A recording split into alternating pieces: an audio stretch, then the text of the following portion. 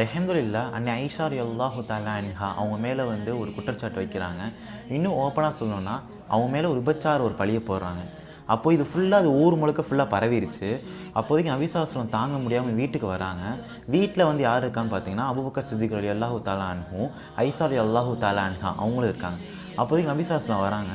வந்துட்டு சொல்கிறாங்க, in case of Aisha நீங்கள் வந்து செஞ்சுருந்தீங்கன்னா அல்லாஹ் தஆலாட்ட மன்னிப்பு கேளுங்க, அல்லாஹ் தஆலா மன்னிச்சிருவான். ஒருவேளை செயலாட்டி அல்லாஹ் பாதுகாக்கட்டும் அப்படின்னு சொல்கிறாங்க. ஐஷா ரலியல்லாஹு தஆலா அன்ஹாவுக்கு தாங்க முடியலை. எப்படி நபி ஸல்லல்லாஹு அலைஹி வஸல்லம் இது வந்து ஒரு வேளைன்னு சொல்லியிருக்க முடியும், இன்கேஸ் ஆஃப் எப்படி சொல்லியிருக்க முடியும் அப்படின்னு சொல்லிட்டு அப்பயும் பொறுமையாக தான் இருக்காங்க. ஐஷா ரலியல்லாஹு தஆலா அன்ஹா பேசல. அப்போது அல்லாஹ்ட்ட ஒப்படைக்கிறாங்க இந்த பிரச்சனையை.